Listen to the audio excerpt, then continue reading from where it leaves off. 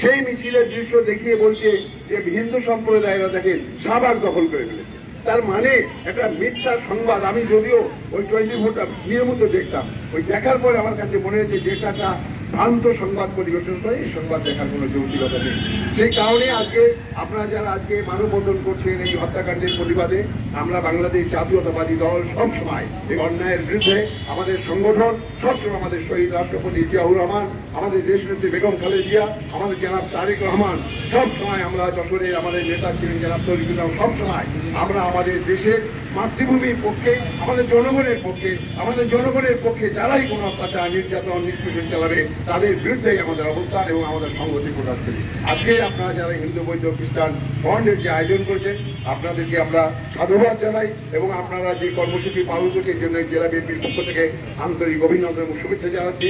এবং আপনাদের যে দাবি সে দাবির প্রেক্ষিতে পার্শ্ববর্তী রাষ্ট্র, বন্ধু রাষ্ট্র, আমরা তাদের কাছে বলতে চাই তারা এই ব্যাপারে সংযত হবেন এবং এইটা পরিহার করবেন এই প্রত্যাশা ব্যক্ত করে আপনারা যারা এই প্রাকৃতিক দুর্যোগের মধ্যে যারা আজকের এই কর্মসূচিকে সফল করেছেন তাদেরকে সকলকে আমি জেলা বিএনপির পক্ষ থেকে আন্তরিক শুভেচ্ছা অভিনন্দন। আপনারা ইতিমধ্যে শুনেছেন আমাদের ঠাকুরগাঁয়ে জয়ন্ত সিংহ এবং মৌলভীবাজারের সন্ধ্যা দাসকে নির্মমভাবে গুলি করে ওই বর্ডারে বিএসএফরা হত্যা করেছে। আমরা তার প্রতিবাদ জানানোর জন্য আজ এই রাজপথে দাঁড়িয়েছি, মানববন্ধন করছি। শুধু প্রতিবাদ জানিয়ে শেষ নাই, আমি এটুকুই বলতে চাই ভারতবর্ষকে আমরা যারা সনাতন ধর্মাবলম্বী তারা ভারতবর্ষকে আমরা ধর্মীয় তীর্থস্থান হিসাবে জেনে এসেছি বা জানি। সেই তীর্থস্থানে যে অসুরের মতো আচরণ করা হবে আমার বাংলাদেশিদের উপরে, এটা আমরা কখনো বুঝিনি, জানতাম না। আমরা এই তীব্র প্রতিবাদ জানাচ্ছি যারা আমাদের বাংলাদেশের হিন্দু সম্প্রদায় সহ বাংলাদেশের অন্যান্য সম্প্রদায়ের লোকজনদের ফেলানি সহ তাদেরকে ভারত এই বর্ডারে নির্মমভাবে হত্যাকাণ্ড চালানো হচ্ছে, আমরা এর জন্য তীব্র প্রতিবাদ জানাচ্ছি। আমরা এর হুঁশিয়ার করে ভারতবর্ষের সরকারকে আমরা জানিয়ে দিতে চাই এরপরে ভবিষ্যতে যদি এরকম আচরণ করা হয়, অসুরের মতো আচরণ করা হয়।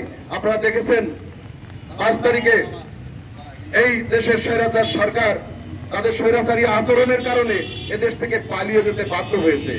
আমরা এভাবে জানিয়ে দিচ্ছি আগামীতে যদি আমাদের পরে এরকম আচরণ করা হয় ভারতের বিরুদ্ধেও আমাদের ছাত্র জনতা রুখে দেবে এবং সেই হত্যাকাণ্ড প্রতিহত করবে।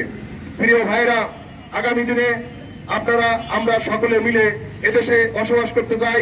তারা এদেশের সাম্প্রদায়িক সম্প্রীতি নষ্ট করবার জন্য উঠে পড়ে রেখেছে, আমরা কখনো হতে দেব না। আমরা সাম্প্রদায়িক সম্প্রীতি বজায় রেখে হিন্দু বৌদ্ধ খ্রিস্টান এবং অন্যান্য জাতি উপজাতি যারা আছে প্রত্যেকে মিলেমিশে এই বাংলাদেশে বসবাস করব সেই প্রত্যাশা রেখে সকল সংগঠন করেন যারা ভারতীয় প্রভুর মতোই যারা বসবাস করেন। যখনই একটি ক্রাইসিস আসে, যখন একটি আন্দোলনের মাধ্যমে বিভিন্ন সময় বিভিন্ন স্বৈরাচার পতন হয়, তখনই দেখি সেই সংগঠনকে মিলে আমাদের এই সংখ্যালঘু সম্প্রদায়ের বিভিন্ন সংগঠন রাস্তায় নেমে যান। ভারতীয় চুক্তি পরামর্শে এই দেশকে অস্থিতিশীল করতে চায়। নিজেরা নিজেদের মধ্যে দ্বন্দ্ব সৃষ্টি করে বিভিন্ন আমাদের হিন্দু সম্প্রদায়ের বিভিন্ন জায়গায় মন্দির ভাঙা হয়, ব্যবসা প্রতিষ্ঠান দখল করা হয়, আমাদের হিন্দু সম্প্রদায়ের লোককে হত্যা করা হয়। আপনারা লক্ষ্য করেছেন যশোরে যখন এই স্বৈরাচারী এই দেশ থেকে বিদায় নিয়েছে তাই সেই রাত্রেই ঝাঁপিয়ে পড়েছে হিন্দু সম্প্রদায়ের উপর। আমরা লক্ষ্য করেছি কোন হিন্দু সম্প্রদায়ের উপর আমাদের যারা আমাদের এই জাতীয়তাবাদে বিশ্বাসী সেই সমস্ত লোকজন সারা রাত চৌকি গেছেন, পাহারা গেছেন, মন্দির রক্ষা করেছেন।